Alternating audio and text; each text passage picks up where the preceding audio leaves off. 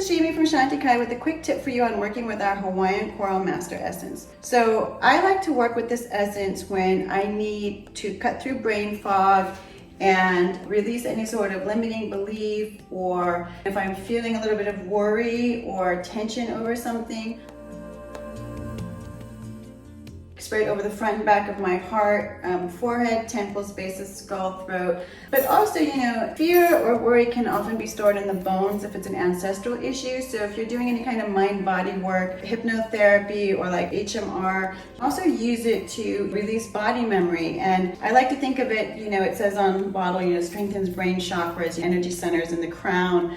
But also, I like to think of it as tapping into ancient memories. So like the Lemurian quartz or the Kauai calcite, it can help you to really access this stored ancient knowledge that is found within you. And so I also recommend it for students. Take our tincture of it in water throughout the day when they're studying, or to take it in under their tongue before exams, or if you're a busy professional that needs to maintain focus, taking the tincture of our Hawaiian coral or using the spray over your crown and third eye area can be especially helpful. So that would be our Shanti Hawaiian coral. Thank you very much.